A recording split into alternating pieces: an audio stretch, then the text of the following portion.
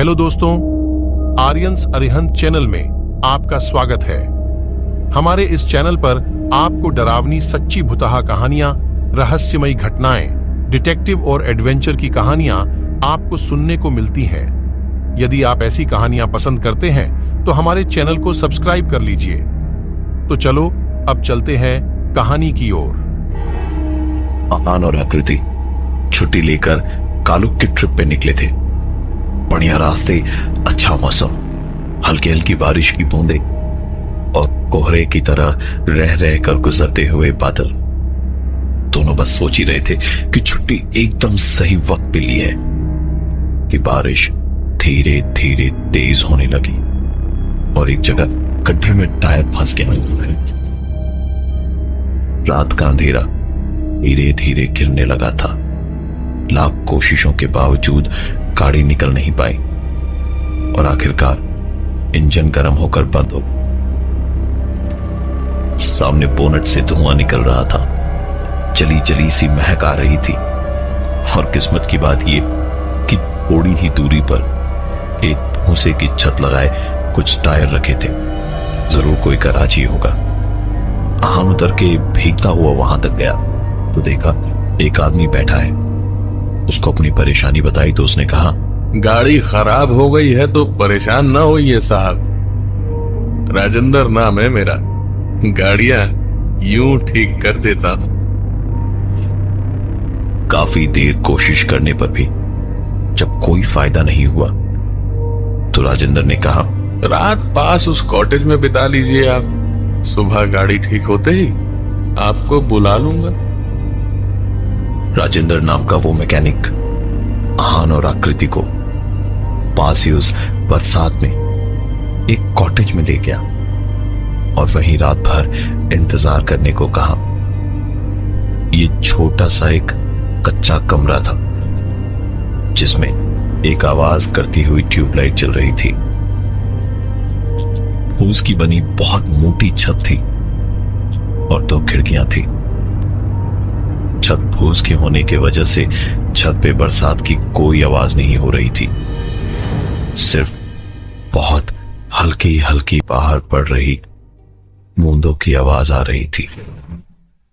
काफी देर तक वहां बैठे बैठे कब थके हुए आहान और आकृति की आंख लग गई पता ही नहीं चला।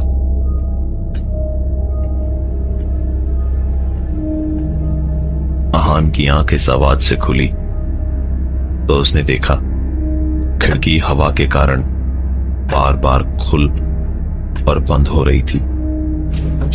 खिड़की बंद करके मुंह पर से पानी की छींटे पहुंच के पलटा ही था कि आकृति की ओर देखकर जोर से चीखा।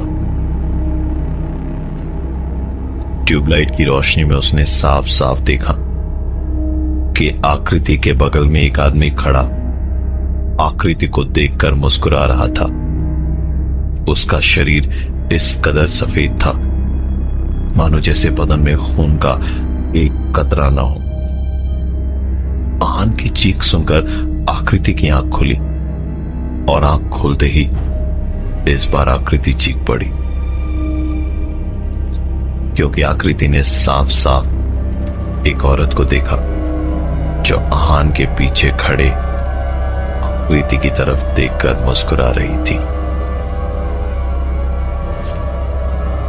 आकृति और आहान छुट्टी पर कालुक की तरफ जा रहे थे।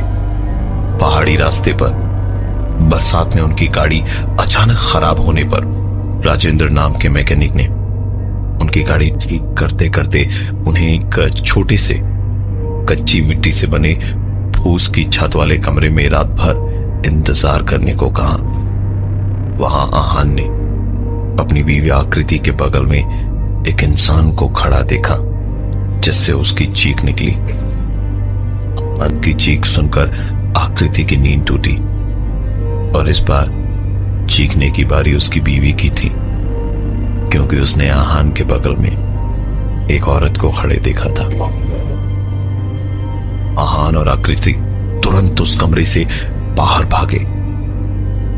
दरवाजा खोलकर मुश्किल से 2 कदम ही गए होंगे कि उस भयानक बारिश में पूरी तरह से भीग गए। अंधेरा बहुत ज्यादा था, आगे लैंडस्लाइड का खतरा भी था। इतनी तेज बारिश, बादलों का गरजना कि जिसमें कुछ और सुनाई ही नहीं दे रहा था। दोनों वापस उसी कमरे के अंदर गए और बिस्तर पर चढ़कर एक दूसरे का हाथ पकड़कर बैठे रहे। पूरे कमरे में सिर्फ बाहर होती बारिश, तूफान की आवाज आ रही थी। आकृति सांस भी इतनी धीमे धीमे ले रही थी कि कहीं कोई सुन न ले। और तभी अचानक बहुत जोर की बिजली कड़की। ऐसा लगा जैसे बिजली उनके कमरे पर गिरी हो। पूरे कमरे में जलती वो इकलौती ट्यूबलाइट एक आवाज के साथ बंद हो गई।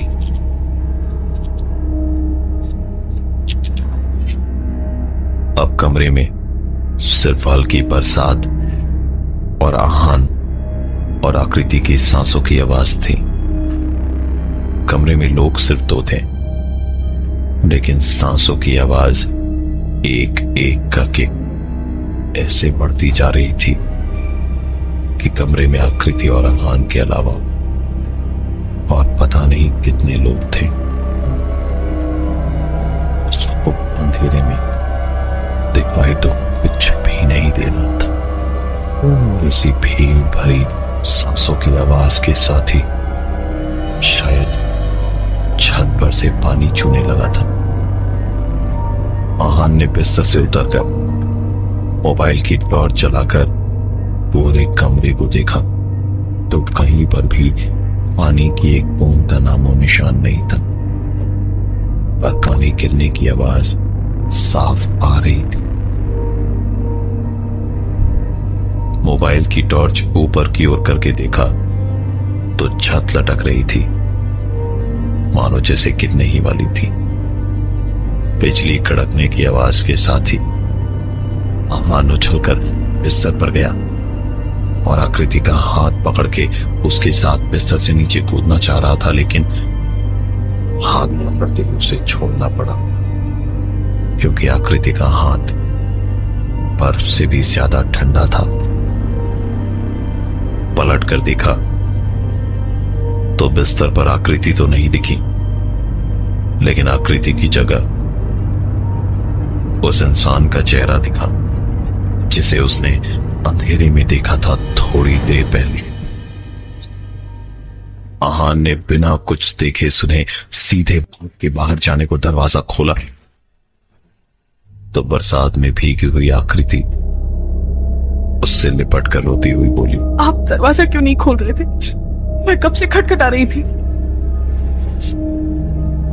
आहान और आकृति की गाड़ी जब कालुक की तरफ हॉलिडे पे जाते हुए पहाड़ी हाईवे पर खराब हुई तो राजेंद्र मैकेनिक ने उन्हें एक फूस की छत और कच्ची दीवारों वाले कॉटेज में बरसात रुकने तक इंतजार करने को कहा ताकि वो तब तक उनकी गाड़ी ठीक कर सके। उस कॉटेज में पहले एक आदमी और औरत उन्हें दिखे। उसके बाद कमरे की बत्ती बुझ गई और आहान कमरे से बाहर की ओर भागने लगा तो कमरे के बाहर उसे आकृति मिली जो कुछ देर पहले तक उसके साथ कमरे के अंदर थी। आहान वहीं उस कमरे के बाहर आकृति को लेकर बैठा रहा और उस आंधी बारिश में रह रहकर मदद को पुकारते रहे लोग। वही तो मदद। बारिश अभी भी हो रही थी लेकिन काफी धीमी हो गई थी। एक आदमी वहां से गुजर रहा था तो उन दोनों को वहां बैठा देख के रुका और बोला, अरे क्या हुआ साहिब, यहां क्यों बैठे हैं? उसे देखते ही जैसे आहान और आकृति की जान में जान आ गई, लेकिन डर तो दोनों के अंदर बैठ गया था।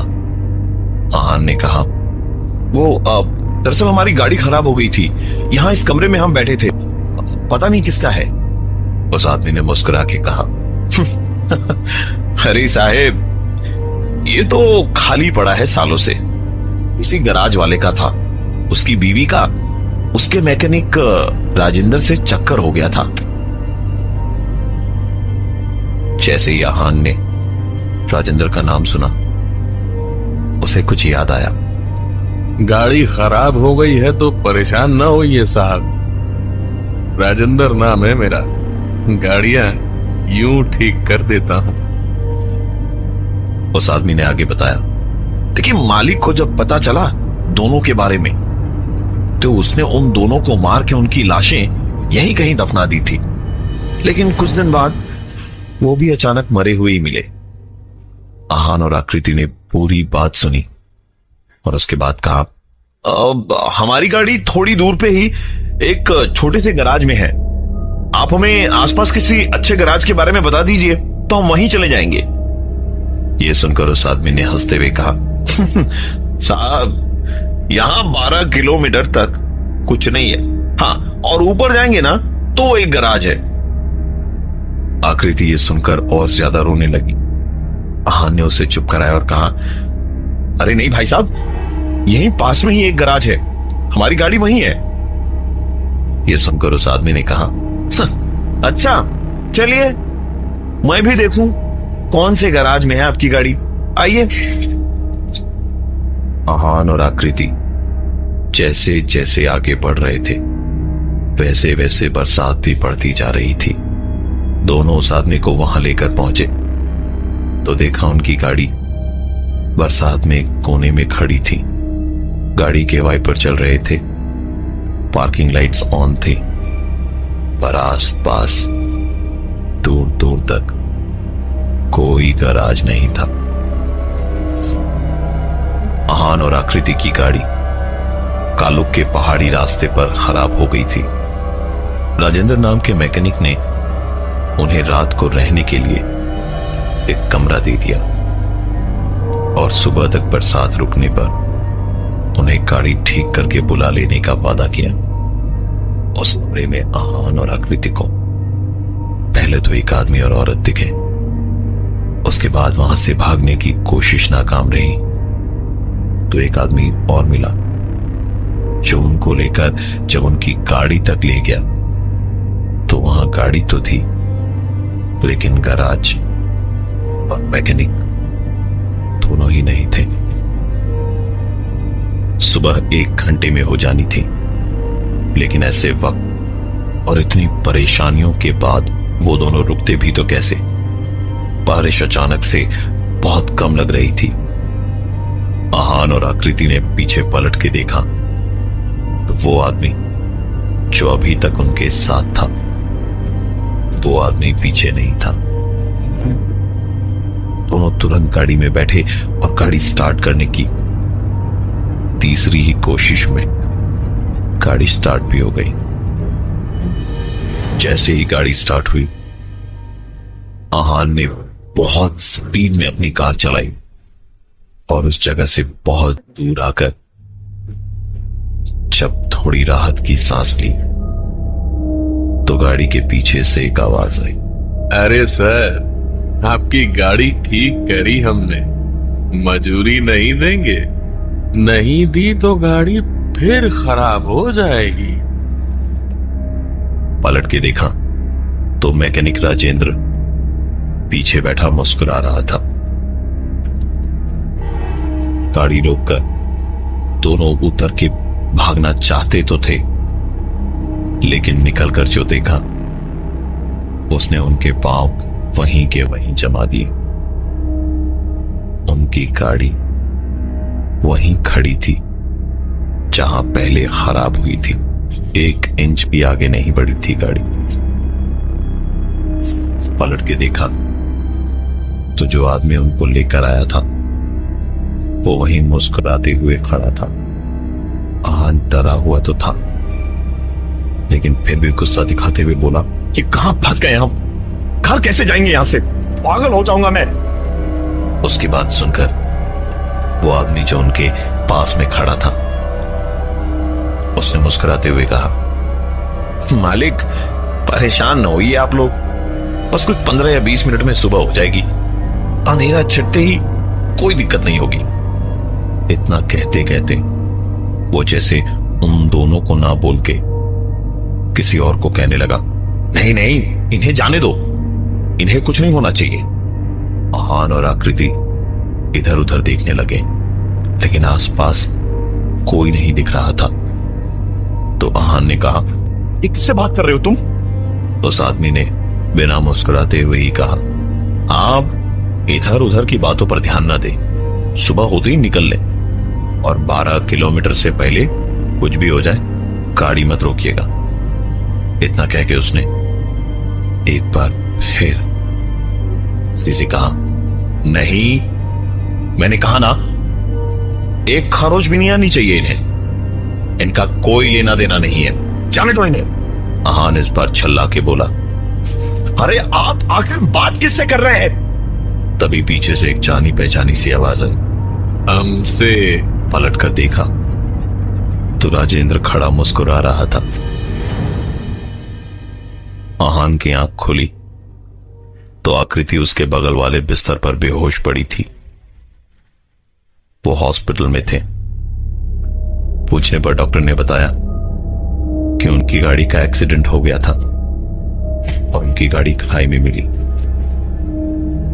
कभी कभी कुछ सबसे अनजान चेहरे हजारों जाने पहचाने चेहरों की भीड़ में भी अकेले याद रह जाते हैं। कालुक जाने के रास्ते पर बहुत सारे टूरिस्ट्स ने एक मैकेनिक के साथ एक आदमी और औरत को देखा है, इसलिए रात के वक्त कालुक जाने के रास्ते में रुकना मना है।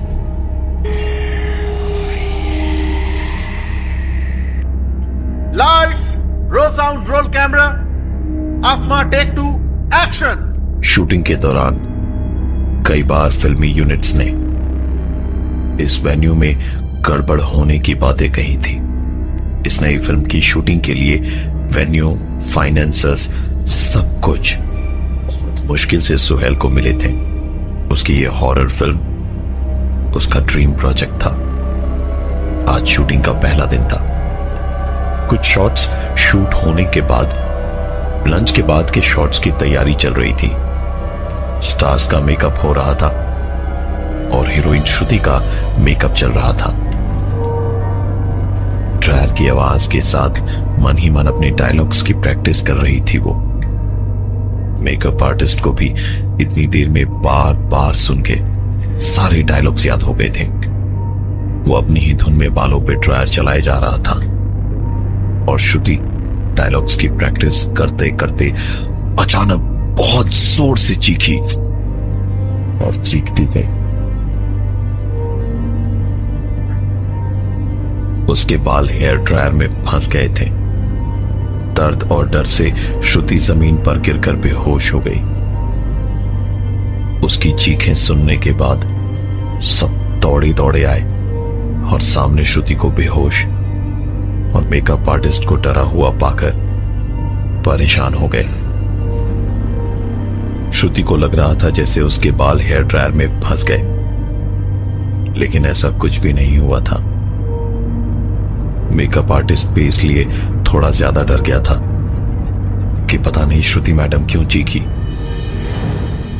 पहले ही दिन शूटिंग को कैंसिल करनी पड़ी।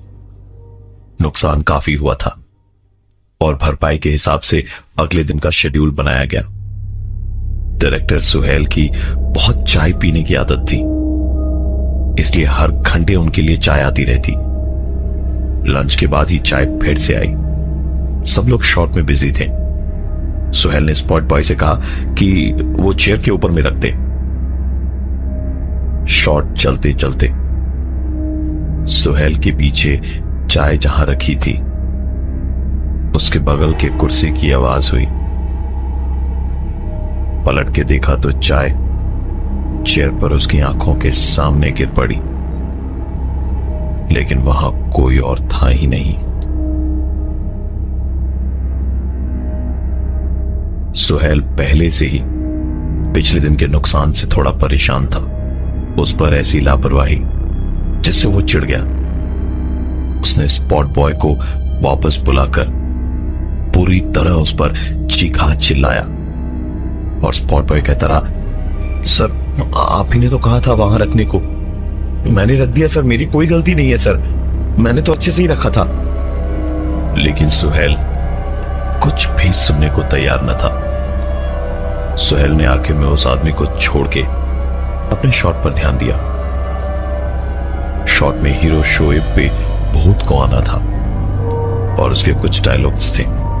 वैसे ही पोजेस्ड हालत में शोएब ने मेकअप वगैरह खत्म करके शॉट रेडी होने पर अपना डायलॉग शुरू किया और एक ही टेक में बिल्कुल परफेक्ट शॉट दिया उसने। तेरा तो यही शौक है ना, बड़ा मजा आता है तुझे मासूमों का फायदा उठाने में। अब तेरी बारी है, अब तेरी बारी है, अब तेरी बारी है। ये आखिरी की लाइनें जो स्क्रिप्ट में थी ही नहीं, उन्हें बोलकर शोएब बेहोश हो गया। ऐसा नेचुरल शॉट बहुत कम देखा था यूनिट वालों ने, और जब शॉट की वाहवाही करते हुए शोएब के पास पहुंचे तो पाया शोएब वहां सचमुच बेहोश था। पानी के छींटे मार के शोएब को जगाया तो उठते के साथ ही उसने कहा, अब शॉट रेडी हो गया क्या? सुहेल अपनी नई हॉरर फिल्म की शूटिंग कर रहा था। पहले दिन की शूटिंग हीरोइन श्रुति के बेहोश होने की वजह से कैंसिल करनी पड़ी थी। उसे ऐसा लगा था जैसे उसके बाल हेयर ड्रायर में फंस गए थे और खींचकर टूट गए, जबकि ऐसा कुछ भी नहीं हुआ था। डायरेक्टर सुहेल की चाय अपने आप टेबल पर पड़ी पड़ी गिर गई और एक्टर शोएब डायलॉग बोलते बोलते सचमुच बेहोश हो गया था। 2 ही दिन में इतना कुछ होने से चारों तरफ अफवाहें फैलने लगी। अगले दिन सुबह से शूट शुरू हुई। कुछ शॉट्स के बाद लंच के बाद थोड़ी देर का ब्रेक था। सुहेल अपने कमरे में ही था जब लकी ने आके बताया, सर आपसे मिलने एक खूबसूरत लड़की आई है, हीरोइन बनना चाहती है। यूनिट को 1 घंटा लेट होगा बोल दिया है मैंने, वैनिटी वैन में भेजूं या यहीं ले आऊं? सुहेल ने मुस्कुराते हुए उसे 500 का नोट पकड़ाया और कहा, यहीं भेज दे। थोड़ी ही देर में एक बेहद खूबसूरत लड़की अंदर आई। इतनी खूबसूरत लड़की सुहेल ने आज तक नहीं देखी थी। वो आके बैठी तो थोड़ी देर इधर उधर की बात करने के बाद सुहेल ने कहा, देखिए इंडस्ट्री में आना है तो थोड़ा कॉम्प्रोमाइज करना पड़ेगा, समझती है ना आप? हाँ? वो लड़की भी शायद कम नहीं थी। उसने मुस्कुराते हुए जवाब दिया, हाँ, अपराजिता, नीना, अनीशा और दिया की तरह है ना? सुहेल की सांस उसके हलक में ही अटक के रह गई। इससे पहले कि सुहेल कुछ बोले, उस लड़की ने आगे बोलना शुरू किया, लेकिन आवाज उसकी नहीं थी। मैं जानती हूँ यहाँ एक कैमरा लगा है कहीं, और इसी कॉम्प्रोमाइज की वीडियो से तो मुझे ब्लैकमेल करेगा बाद में, है ना? इतना बोलकर वो लड़की उठी और कमरे से बाहर निकल गई। सुहेल ने अपने आप को संभाला और लगभग तुरंत ही भूत भूत चिल्लाता हुआ बाहर की ओर भागा, लेकिन बाहर वो लड़की नहीं थी। इतने लंबे कॉरिडोर को तुरंत पार करना किसी के लिए आसान नहीं था। सुहेल का चिल्लाना सुन के यूनिट वाले भी आए तो सुहेल ने सबसे पहले पूछा, लकी कहां है? तो यूनिट में से किसी को भी नहीं पता था कि लकी कहां है। छानबीन करने पर पता चला कि लकी 5 दिन से शूट पर नहीं आया है। जब उसके घर पे फोन किया तो पता चला कि लकी 6 दिन पहले ही एक एक्सीडेंट में मारा गया था। सुहेल की नई हॉरर फिल्म की शूटिंग के बीच में ही सेट में कई हादसों के बीच अफवाहें फैलने लगी कि यह जगह गलत है, भूतों का साया है वहां। और सुहेल के खुद के साथ जब से वो लड़की वाला हादसा हुआ वो खुद भी बहुत ज्यादा परेशान था। ऐसे अफवाहों और हादसों के बीच सुहेल ने उस वेन्यू पे शूटिंग करने से साफ साफ मना कर दिया। बड़ी मुश्किल से अफरा तफरी में एक डाक बंगलो लिया गया। प्रोड्यूसर का काफी पैसा पहले ही लगा था। नए वेन्यू पे पहला शॉट फिल्म की हीरोइन श्रुति का था। शोएब की तरह इस सीन में भूत को उस पर आना था। डायलॉग्स की रिहर्सल हुई। सब कुछ करने के बाद शॉट रेडी हुआ। सारे डायलॉग्स देने के बाद आखिरी लाइन में शोएब की तरह श्रुति की भी आवाज बदल गई और उसने वो कहा जो लाइन स्क्रिप्ट में नहीं थी। तुझे क्या लगा मैं चली गई? मैं तुझे छोड़कर नहीं जाने वाली। जब तक तेरे किए की सजा तुझे नहीं दे देती तब तक मैं यहां से नहीं जाऊंगी। और इतना बोलने के बाद श्रुति बेहोश हो गई। श्रुति को मेडिकल असिस्टेंस दिया गया। डॉक्टर ने बताया कि उसे आराम की सख्त जरूरत है, तो उसे एक ऐसे कमरे में सुला दिया गया जहां कैमरा सर्विलेंस थी। दूसरे शॉट्स और काम के बीच बीच में सुहेल बार बार टीवी पर चेक कर ले रहा था कि सब कुछ ठीक है या नहीं। कुछ ही देर में सुहेल ने सर्विलेंस टीवी पर देखा श्रुति एकदम ठीक ठाक है और बार बार हंसती बोलती फोन पे बातें कर रही है। अपने कमरे में बैठकर टीवी देख रही है। जिसको पहली फिल्म सुहेल ने दी, आज वो उसके साथ ऐसा नाटक कर रही है। ये सोचकर सुहेल सीधा उसके कमरे में पहुंचा तो देखा श्रुति वैसी ही लेटी हुई है जैसे उसे छोड़कर गए थे। सुहेल को यह नाटक और भी ज्यादा गुस्सा दिला रहा था। उसने एक झटके से श्रुति का हाथ पकड़ के खींचा जिससे श्रुति की नींद टूट गई। सुहेल ने गुस्से में कहा, अगर मैं तुम्हें इतना ऊपर ला सकता हूं तो मैं तुम्हें नीचे भी पटक सकता हूं, समझी? नाटक बंद और शूटिंग शुरू कर। श्रुति उसकी बात सुन के हंसने लगी और उसने कहा, ये देखो सुहेल, तुम सबकी वीडियो बना के ब्लैकमेल करते हो ना, आज अपना भी एक वीडियो देख लो। वीडियो चला और सुहेल के चेहरे पे पसीना भर गया। उस वीडियो में सुहेल साफ साफ दिख रहा था और उसकी आवाज भी साफ सुनाई दे रही थी। वो किसी लड़की से कह रहा था, तुम्हारा एक MMS लीक कर दिया ना तो तुम्हारा करियर खत्म। मैं तो लोगों का करियर बनाता हूं, मेरा कुछ नहीं होने वाला। तुम्हारी जैसी 1000 आती है यहाँ पे मेरे पास। स्टारडम देखना होता है ना सबको, लेकिन वहां पहुंचने के लिए कुछ सुनना पड़ता है, समझे? ज्यादा होशियार मत बन, जितना कहता हूं उतना कर। ये देखते के साथ ही सुहेल चीखा और उसने कहा, ये तुम्हारे पास कहां से आया? उसके ये कहते के साथ ही बगल में रखी कुर्सी जरा सी हिली। ऐसा लगा जैसे कोई था वहां। श्रुति अचानक ही जोर जोर से हंसने लगी। चलती कूदती हुई सुहेल की एक तो चक्कर काट के उसके सामने बैठ गई और उसी अजीब सी आवाज में कहा, अब जहर खा के मरने की बारी तेरी है। सुहेल की नई हॉरर फिल्म की शूटिंग के दौरान उसके साथ और यूनिट में हीरो हीरोइन के साथ कुछ ऐसे हादसे हुए जिनकी वजह से शूटिंग की जगह बदलनी पड़ी, लेकिन उससे भी कोई फायदा नहीं हुआ।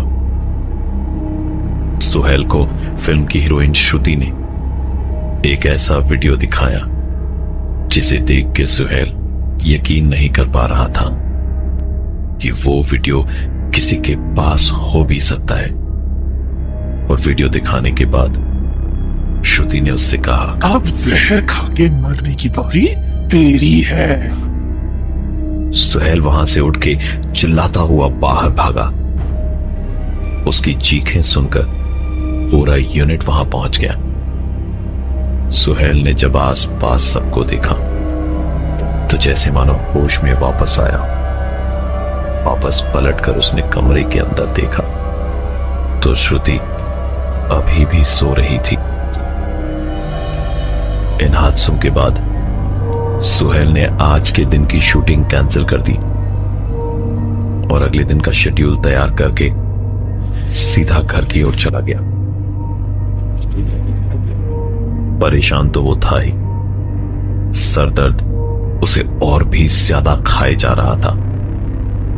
घर पहुंचकर सबसे पहले उसने एक सरदर्द की टैबलेट निकाली और पानी लेने के लिए फ्रिज को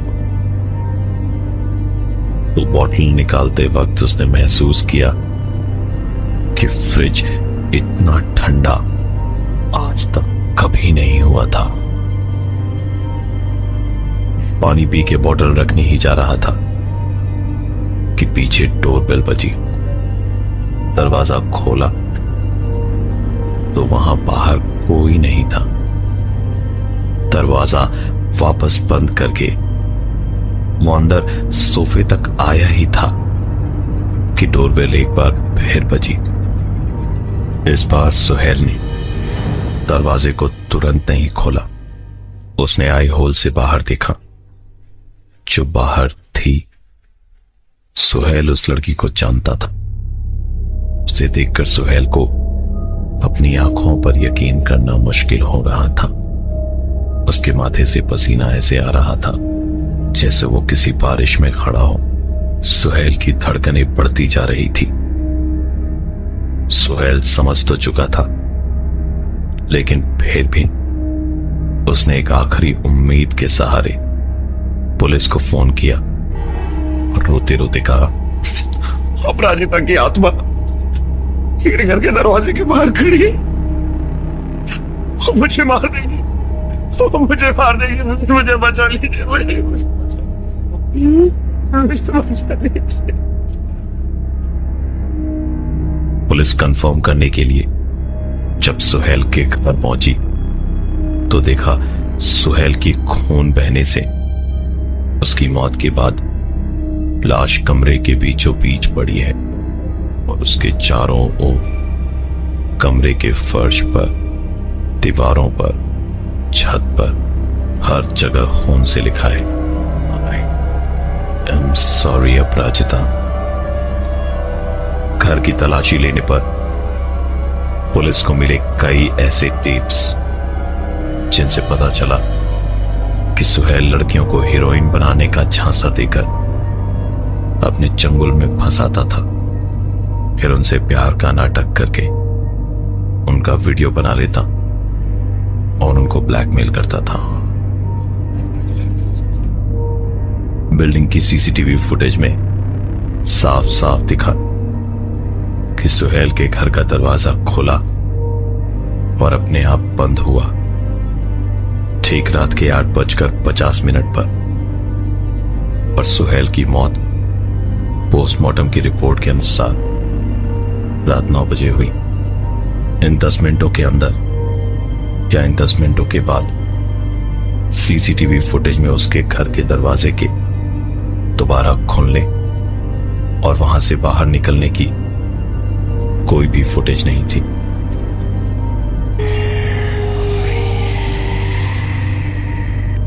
इंदर इस घर में 5 साल से रह रहा था, पर पिछले कुछ दिनों से बड़ी अजीब सी सड़ी हुई सी महक आ रही थी। किसी काम से इंदर का दोस्त उत्पल उसके घर आया तो उसने अंदर आते ही कहा, यहां तो ऐसा लग रहा है जैसे दुनिया भर की चीजें सड़ने को डाल दी है। दीवारें देरी कितने सालों से नहीं रंगी है, रंग करवाओ, दीवारों में पता नहीं कितने जमानों की सीलन भर गई है।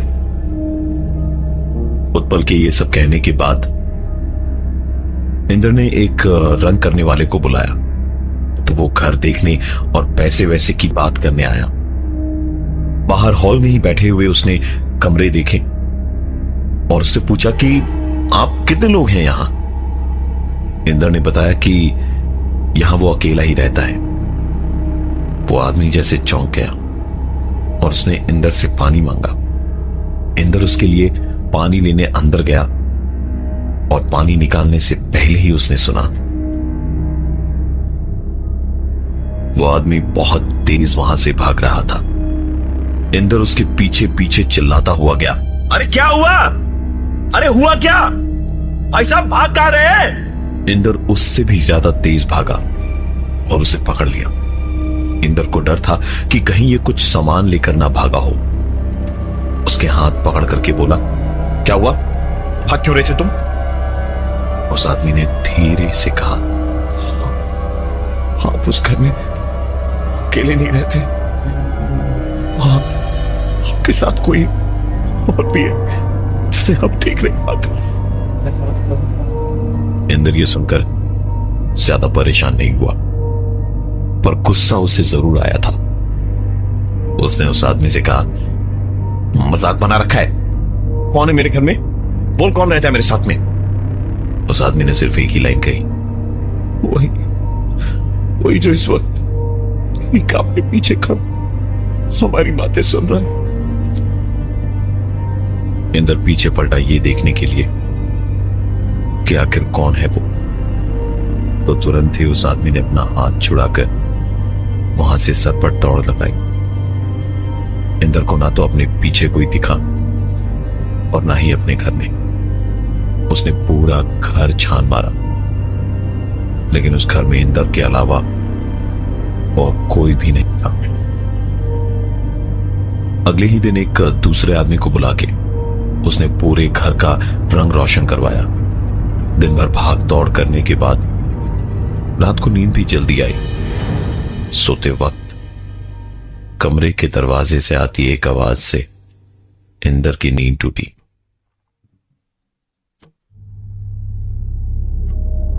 इंद्र अपने बिस्तर से उठा और उसने जाके दरवाजा खोला तो आवाज वहां से नहीं आ रही थी। यह आवाज अब घर के मेन दरवाजे से आ रही थी। इंद्र धीमे कदमों से मेन डोर तक चलता हुआ गया और हर कदम के साथ आवाज भी उससे दूर होती जा रही थी।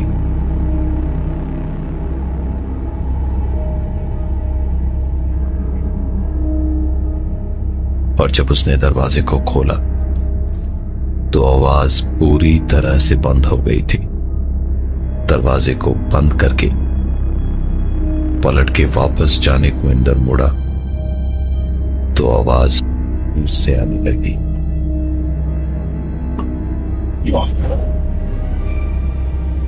उसने फिर से दरवाजा खोला तो वो आवाज बंद हो गई। दरवाजा एक बार फिर बंद किया तो आवाज फिर आई, लेकिन इस बार थोड़े और करीब से आई। दरवाजा खोला तो फिर आवाज बंद हो गई। बंद किया तो आवाज शुरू, खोला तो बंद, बंद किया तो शुरू, खोला तो बंद। हर बार आवाज उसके और भी ज्यादा करीब आती गई। इंद्र के घर में बहुत ही बुरी सड़न की बदबू आ रही थी। उसने एक पेंटर को बुलाया। पेंटर उसके घर से ये कह के भाग गया कि उसके घर में कोई और भी है जो शायद इंदर को दिखाई नहीं दे रहा, लेकिन इंदर इस घर में अकेला ही रहता था। उसने दूसरे आदमी को लाके घर का रंग पेंट करवाया और रात को उसने अपने दरवाजे पर आती एक आवाज सुनी, जो उसके उठ के दरवाजा खोलने पर कमरे के दरवाजे से दूर होकर मानो मेन दरवाजे से आने लगी, और फिर और दूर, और फिर और दूर से आई। लेकिन दरवाजे को खोलने और बंद करने के साथ साथ यह आवाज धीरे धीरे करीब आती रही। इंदर ने फोन करके उत्पल को अपने घर बुला लिया आज की रात रुकने के लिए। उत्पल को आने में करीबन 15 मिनट लगे और तब तक सब कुछ ठीक हो चुका था। उत्पल आया तो इंदर ने उसे सारी बात बताई। उत्पल ने उसे भरोसा दिलाया कि सब थकान की वजह से है, वो ज्यादा परेशान ना हो, आराम से सो जाए। लेकिन लेटते के साथ ही एक आवाज ने फिर से इंदर को जगाया।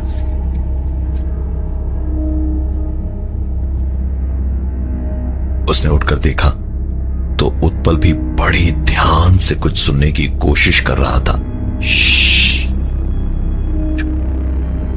मुझे कुछ सुनाई दे रहा। इस वक्त इंदर और उत्पल बड़े ध्यान से एक ही आवाज को सुनने की कोशिश कर रहे थे। आवाज का पीछा करते हुए दोनों कमरे से बाहर निकले, मेन डोर की तरफ गए और जैसे जैसे मेन डोर के पास पहुंच रहे थे दोनों, आवाज धीरे धीरे तेज होती जा रही थी और दरवाजे को खोलते ही आवाज एकदम से रुक गई। झांक के बाहर देखा कि ठीक तभी उनके पीछे कमरे का दरवाजा शोर की आवाज के साथ बंद हुआ। दोनों सीधे कमरे की ओर दौड़े और कमरे का दरवाजा एक धक्के से खोला तो अंदर पूरे कमरे का सामान बिखरा पड़ा था। बिस्तर की चादर पर खून ही खून था और नाइट लैंप फर्श पे पड़ा इधर से उधर लुढ़क रहा था। इतना सब कुछ देखने के तुरंत बाद ही इंदर और उत्पल ने इस घर पर ताला लगाया और सीधा उत्पल के साथ उसके घर रात बिताने चले गए। उत्पल के घर तो पहुंच गए, लेकिन रात भर नींद इंदर की आंखों में नहीं आई। सुबह की पहली किरण के साथ ही इंदर उठा और सीधा अपने घर की ओर गया। घर पहुंचकर उसने देखा कि सब कुछ एकदम ठीक था, साफ सुथरा, सजाया धजाया जैसे पहले था, मानो कल रात जैसे कुछ हुआ ही ना हो। इंदर ने उत्पल को फोन किया। फोन उठाकर उत्पल ने हेलो भर बोला ही था कि इंदर ने कहा, तू मानेगा नहीं क्या हुआ है यहाँ। सब कुछ एकदम ठीक है पूरे घर में, मतलब हर एक सामान अपनी जगह पे है, ना कुछ टूटा फूटा हुआ है और ना ही कोई कोई दाग धब्बे। मेरा पूरा घर एकदम साफ सुथरा है। उसकी बात सुनकर उत्पल ने कहा, तो ये बात खुश होके बतानी चाहिए ना, इतना दुखी होके क्यों बोल रहा है। इंदर सोचने लगा कि उत्पल ये क्या बकवास कर रहा है और उसने कहा, कल रात इतना सब कुछ हुआ, हमें यहां से भागकर तेरे घर जाना पड़ा और तू सब भूल गया। उत्पल ये सब सुनकर समझ नहीं पा रहा था कि आखिर हो क्या रहा है। उसने इंदर से जो कहा वो इंदर सोच भी नहीं सकता था। उत्पल ने कहा, तू पागल है क्या, भांग गए ले गया तुम्हें सुबह सुबह। मैं तो उस दिन घर रंग करवाने की बात कह के सीधा स्टेशन गया था। मैं बॉम्बे में हूं 5 दिनों से। भाई तूने मुझे यानी उत्पल को ही फोन किया था ना। हाँ, और राज किसके घर में। इंदर ने बिना कुछ कहे फोन लाइन डिस्कनेक्ट कर दी, क्योंकि उसके पास कुछ था ही नहीं कहने को। उसने फोन अपनी जेब में रखा और ध्यान से सुना तो एक आवाज फिर से उसके कानों में पड़ी। इंदर के घर में उसे अजीब आवाजें सुनाई दे रही थी, तो उसने अपने दोस्त उत्पल को अपने घर बुलाया, लेकिन कमरे में सामान उथल पुथल होने के बाद दोनों रात को उत्पल के घर चले गए। अगले दिन सुबह जब इंदर वापस आया तो सारा सामान अपनी जगह पर सही सलामत देखकर उसने उत्पल को फोन किया। तो पता चला कि उत्पल तो 3 दिन से शहर से बाहर था और वही एक आवाज जो इंदर को परेशान किए जा रही थी उसने एक बार दोबारा सुनी। इंदर ने एक भी पल सोचे बिना घर पर ताला लगाया और वहां से भाग निकला। थोड़ा आगे ही गया था कि एक बार फिर उसे एक आवाज सुनाई दी।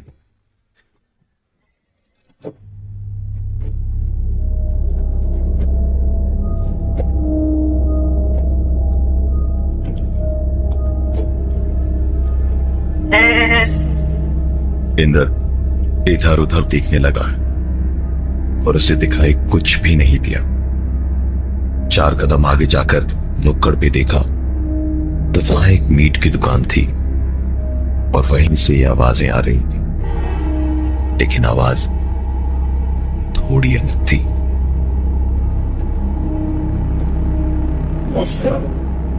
इंदर वहां 1 मिनट भी न रुक के आगे बढ़ गया।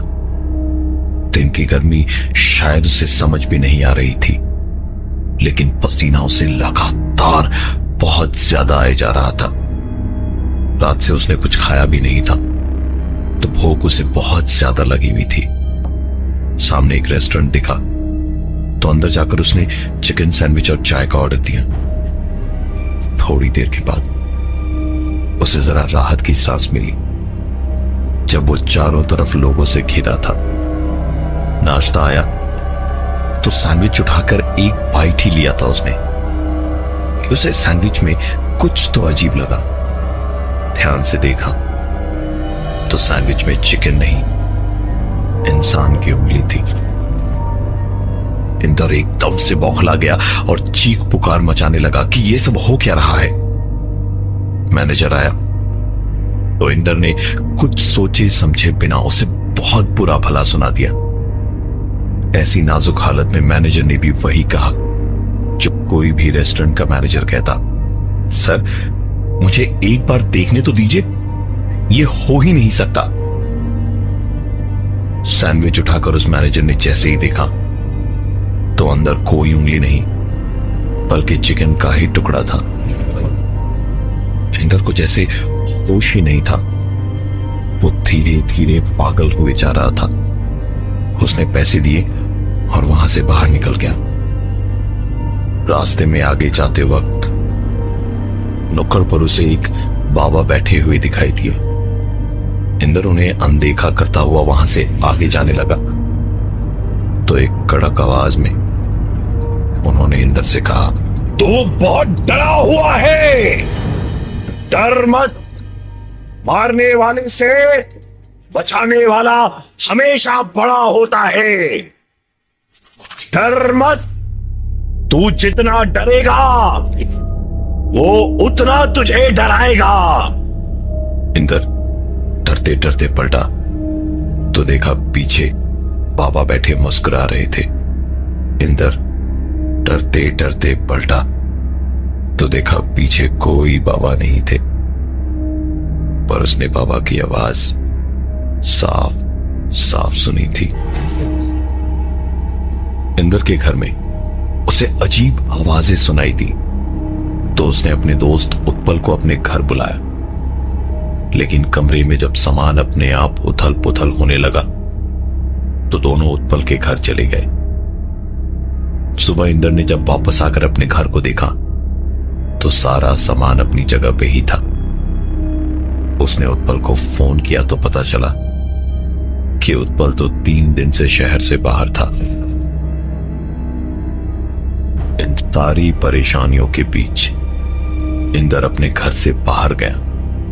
थोड़ा आगे जाने पर उसे एक बाबा दिखे, जिन्हें अनदेखा करते हुए जब वो आगे बढ़ा तो पीछे से एक आवाज आई, डर मत, तू जितना डरेगा वो उतना तुझे डराएगा।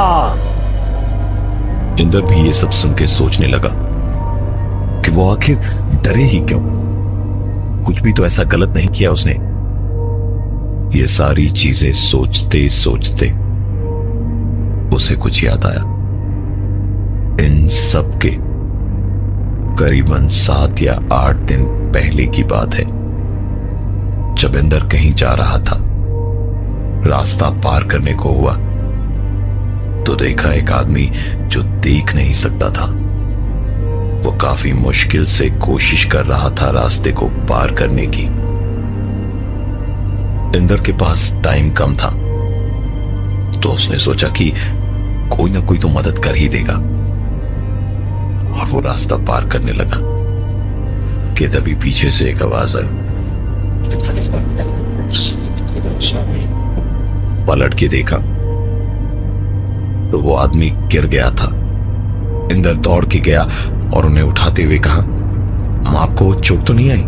आइए मैं आपको रास्ता पार करवा देता हूं। उस आदमी ने मुस्कुरा के बड़े प्यार से पति की बात कही,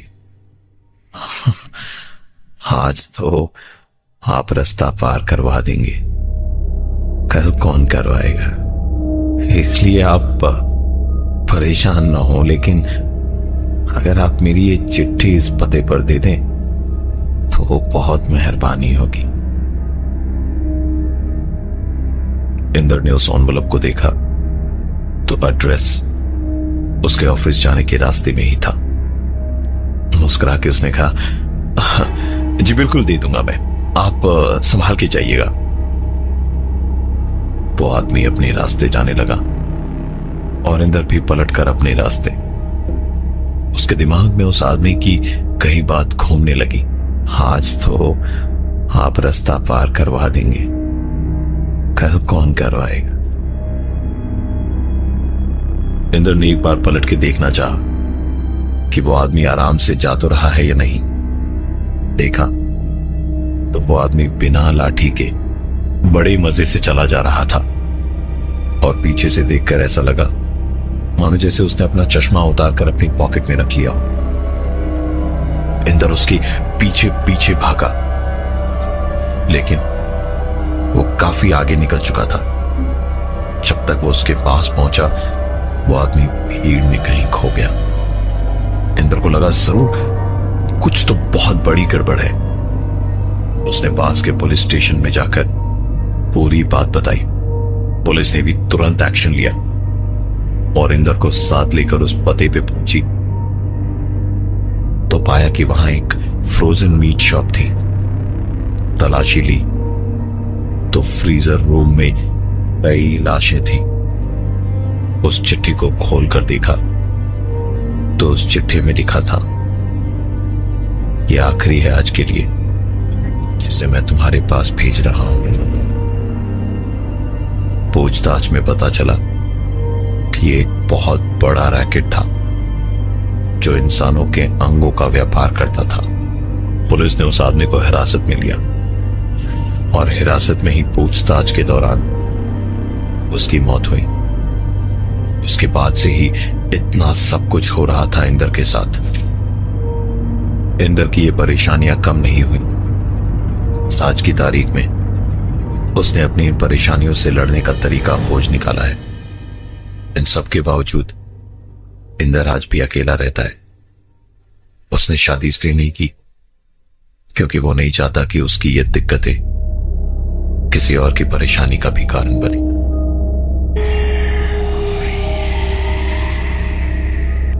मेरा नाम प्रत्युष है। मेरी उम्र आज 21 साल की है, लेकिन मुझे 3 साल की उम्र से ही अजीब से डरावने सपने आते हैं। मां कहती थी कि मैं बचपन से ही नींद में दौड़ने और भागने की कोशिश करता था और चीखता चिल्लाता था।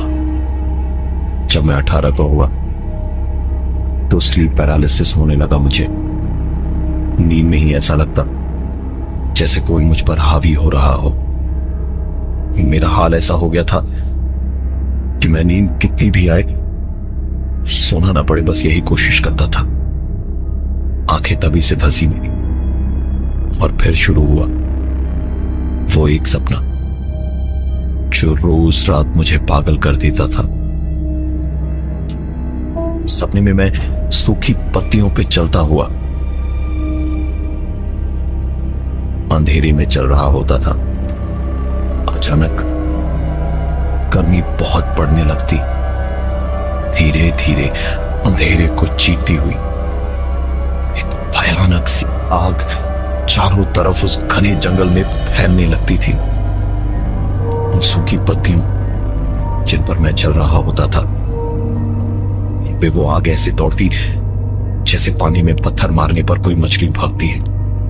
मैं उस आग से बचने की, भागने की कोशिश करता, लेकिन वो आग धीरे धीरे मुझे चारों तरफ से घेर लेती और फिर मैं अचानक जंगल में नहीं बल्कि अपने स्कूल की रेस में भाग रहा होता था। पर इस रेस में मैं अकेला था।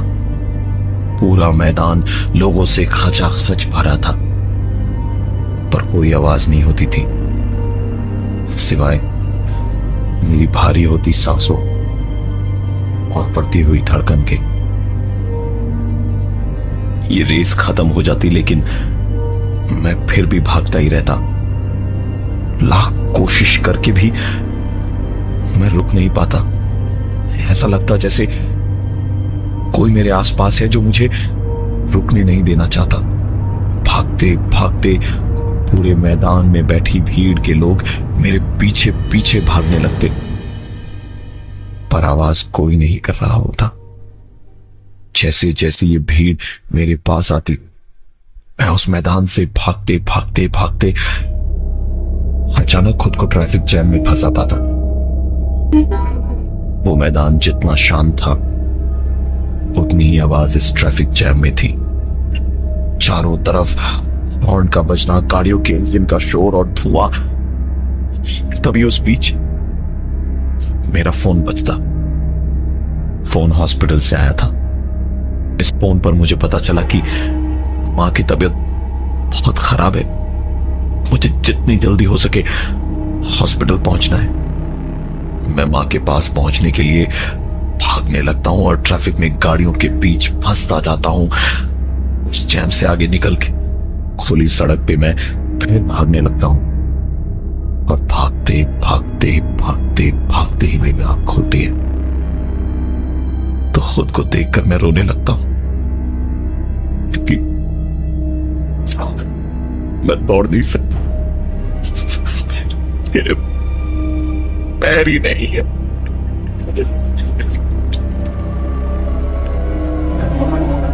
मेरा नाम प्रत्युष है और मुझे बचपन से ही नींद में चिल्लाने, हाथ पैर मारने या डर से ना सो पाने की दिक्कत थी। मुझे स्लीप पैरालिसिस यानी नींद में हिलडुल ना पाने की दिक्कत भी थी। एक सपना जो मैं रोज देखता था, जिसमें मैं एक जंगल से भागता भागता एक रेस में भागने लगता और फिर अचानक मैं खुद को एक ट्रैफिक जैम में फंसा पाता कि ठीक उसी वक्त हॉस्पिटल से एक फोन आया कि मां सीरियस है और मैं भागना शुरू तो करता हूं और मेरी आंख खुल जाती है और मैं अपने कटे पैरों को देखकर रोने लगता। स्कूल में जब था तब मैंने एथलेटिक्स में पार्टिसिपेट किया था। एक करके सारी रेसेस हो रही थी। पापा अपनी बिजनेस की मीटिंग की वजह से आ नहीं पाए और मां की तबीयत खराब थी।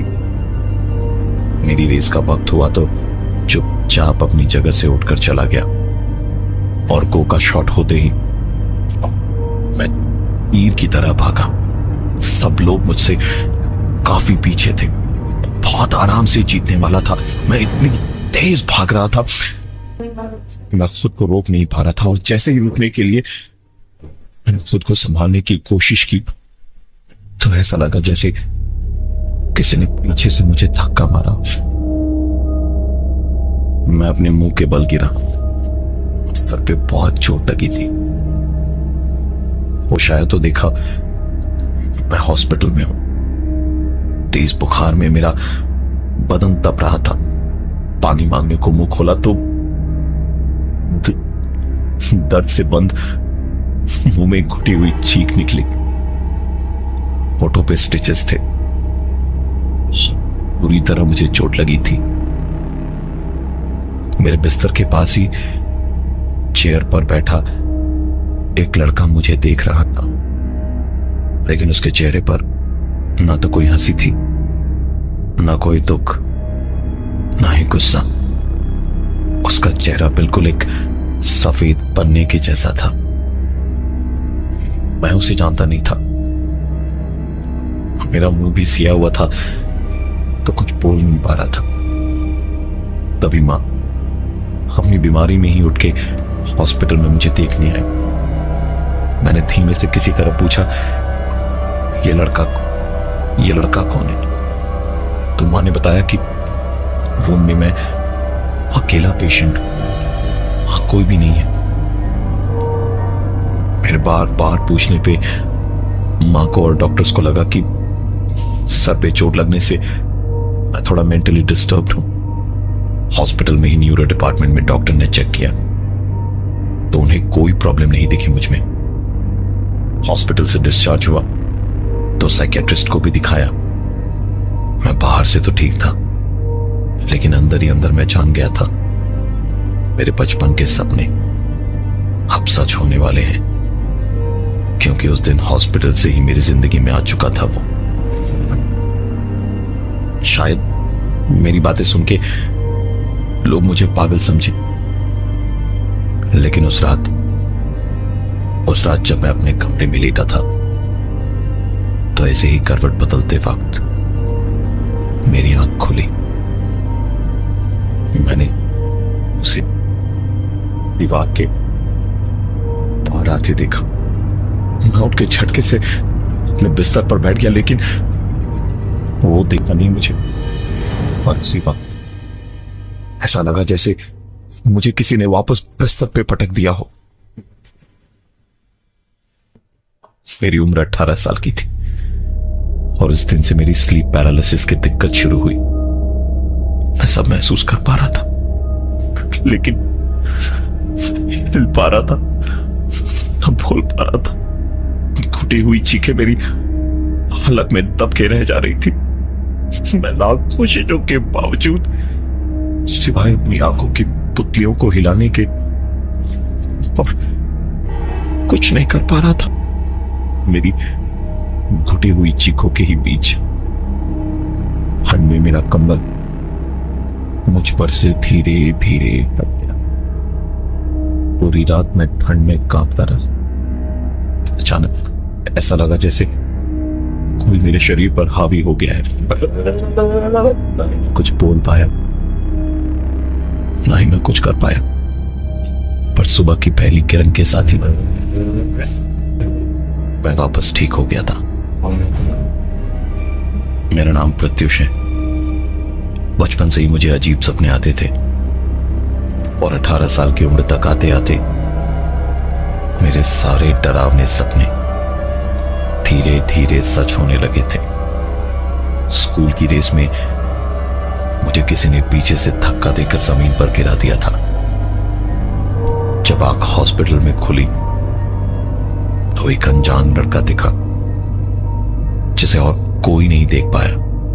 उसी लड़के को मैंने अपने कमरे में दीवार के आर पार आते देखा और फिर मैं पूरी रात एक पत्थर की मूर्त की तरह पड़ा रहा। हिल पाया ना चीख पाया और सुबह होते ही मैं वापस ठीक हो गया था। ऐसा रोज होता है मेरे साथ। मैं अंधेरे से डरने लगा था। रात को लाइट जलाकर सोता था। जितनी भी बार मैंने मां पापा को बताने की कोशिश की तो मां को ऐसा लगा जैसे मैं पागल हो रहा हूं और पापा को अपने बिजनेस के अलावा कुछ दिखाई नहीं दिया। एक रात में एग्जाम से पहले पढ़ते पढ़ते अपने बिस्तर पे बैठा बैठा ही सो गया। मां मुझे देखने आई तो मुझे बिस्तर पे अच्छी तरह से लिटाकर कमरे से बाहर निकलते वक्त उन्होंने लाइट बंद कर दी। लाइट बंद होते के साथ ही मेरी आंख खुल चुकी थी। दरवाजा मेरी आंखों के सामने धीरे धीरे बंद होते होते अचानक से रुक गया था। दरवाजे के उस खुले हुए भाग से दो आंखें मुझे साफ दिखाई दे रही थी। ये आंखें जानी पहचानी थी। मैं हर रात ये बर्दाश्त नहीं कर सकता था। मैं उठकर तुरंत पीछे वाले दरवाजे से बाहर की ओर भागा और भागते भागते पुराने पार्क वाले मोड़ पे चला गया। मैं जानता था कि सिगरेट पीना मौत को खुद बुलाने जैसा है, लेकिन छुप छुप के सिगरेट पीने की आदत पड़ चुकी थी मुझे। मैंने सिगरेट पी के पीछे फेंक दी और लैंप पोस्ट के सहारे खड़ा गहरी सांसें लेके रोता जा रहा था कि ये क्यों हो रहा है मेरे साथ। फिर तभी अचानक पीछे से जलने की बू आई। पलट के देखा तो पुरानी पार्क के पत्तों और कचरे के ढेर में आग लगी थी। साथ ही सूखे पौधों और पत्तों में आग लग चुकी थी। इस वक्त ये आग तेजी से मेरी तरफ बढ़ती जा रही थी और मैं भाग रहा था। भागते भागते ही मुझे समझ आ चुका था कि मुझे क्या करना है। मैं वापस उसी पीछे के दरवाजे से अंदर घुसा और कमरे की लाइट ऑफ करके चुपचाप लेट गया। उसके बाद वही हुआ जो हर रात मेरे साथ होता। सुबह उठते के साथ ही सब कुछ ठीक हो चुका था।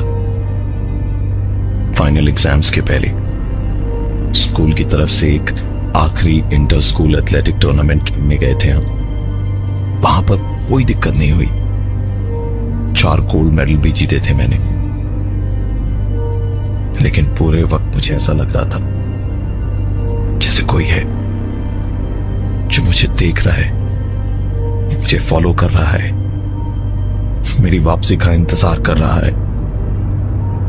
वापसी के वक्त हमारी स्कूल बस एक ट्रैफिक जैम में फंसी हुई थी कि तभी मेरे पास एक फोन आया। ये फोन हॉस्पिटल से था। पता लगा कि मां एडमिट थी, बहुत ज्यादा सीरियस।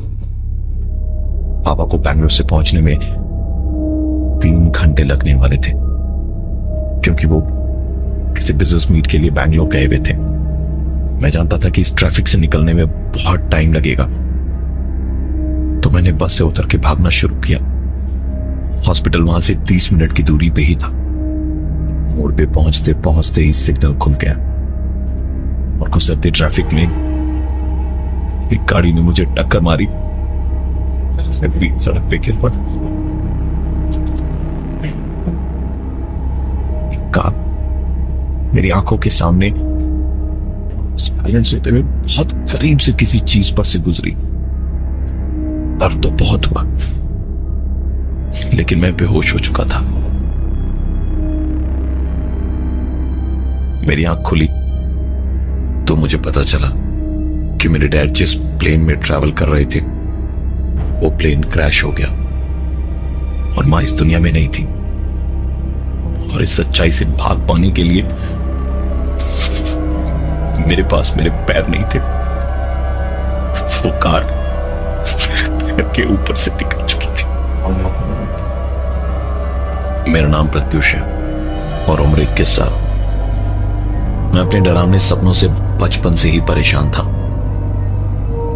कभी स्लीप पैरालिसिस, कभी सपने में जगह जगह सिर्फ भागते रहना, और उसके बाद अचानक मेरे हर एक डरावने सपने का सच हो जाना। रेसिंग में स्कूल में हमेशा तेज भागता था, लेकिन एक रोड एक्सीडेंट में मैंने अपने पैर खो दिए। मां और पापा भी दुनिया में नहीं थे अब। मेरा भी इस दुनिया में जीने का कोई मतलब समझ नहीं आ रहा था मुझे। पापा की कंपनी की तरफ से मुझे एक नर्स और घर पे एक बटलर दिया गया जो मेरी देखभाल करते, वक्त पे दवाइयां और खाना पीना देते रहते थे। लेकिन जब जीना ही ना चाहे कोई तो भूख प्यास कहां से होगी उसे। एक मशीन की तरह जी रहा था मैं। पढ़ाई लिखाई सब कुछ छोड़ दी, दिन भर बस घर में ही पड़ा रहता। मां की याद आती और अपना ही हंसता हुआ चेहरा भूल गया था। रात की बात है, काफी दिन हो गए थे। मुझे नींद में कोई दिक्कत नहीं होती थी। अब लाइट्स ऑफ करने पर भी कोई परेशानी नहीं होती थी और उन डरावने सपनों का भी आना बहुत कम हो गया था। लेकिन इन सब के बावजूद जिंदगी में अकेलेपन से तंग आ गया था मैं। नर्स खाना खिला के दवा देकर चली गई और मैं चुपचाप कमरे में एक लाश की तरह बैठा हुआ था। बैठे बैठे ही सोचा कि आज सब दर्द को एक झटके में ही खत्म कर दूंगा। मैंने हाथ बढ़ाकर टेबल पर रखा और हल काटने वाला चाकू उठाया और अपनी खलाई पर रखकर काटने ही वाला था कि मुझे एक बार फिर से वही बच्चा दिखाई दिया। इस बार वो पहली बार मुझे मुस्कुराता हुआ दिख रहा था। मैं अपनी कलाई काटूं इससे पहले ही उसने मेरा हाथ पकड़ लिया और इतनी जोर से मरोड़ा कि चाकू मेरे हाथ से छूटकर नीचे गिर गया। मैं बिना पैरों के तो केवल घिसट रहा था, लेकिन चाकू के पास नहीं पहुंच पा रहा था। शायद उसे मुझे जिंदा और ऐसे दर्द में देखकर बहुत ज्यादा खुशी मिल रही थी। मैं ऐसे ही घिसटते हुए बिस्तर से नीचे गिर गया और टेबल के पास तक पहुंचा। सारे ड्रॉर्स खोल खोल कर चेक कर रहा था कि कहीं कुछ मिल जाए तो अपनी जिंदगी खत्म कर लूं आज। तभी एक डायरी पर नजर पड़ी। खोल के देखा तो ये मेरी मां की डायरी थी। मेरी मां ने मुझे कभी नहीं बताया था, लेकिन इस डायरी में लिखा था कि ऐसे सपने और एक ऐसा ही बच्चा मेरी मां को भी दिखाई देता है। उस डायरी से तस्वीर नीचे गिरी जिसमें मेरे पापा उसी लड़के और एक औरत के साथ में थे। ये डायरी जब मैंने आगे पढ़ी तो पता चला कि मेरे पापा का एक परिवार मां और मेरे अलावा भी था, लेकिन उनसे पापा ने कभी शादी नहीं की। उन्हें यह शिकायत थी पापा से और मेरी मां को मेरे पापा से हुई इस भयानक गलती की शिकायत थी। दोनों ने ही पापा से दूर जाने की कोशिशें की, लेकिन मां मेरी वजह से और वो औरत उस लड़के की वजह से कभी अलग नहीं हुए। सबके तानों और तरह तरह की बातों से एक दिन तंग आकर उसने अपने बेटे को रात के वक्त कमरे की बत्ती बुझाकर मार दिया और उसके बाद खुद भी सुसाइड कर लिया। सच कहते हैं, किसी अपने की करनी का फल किसी अपने को ही भुगतना पड़ता है।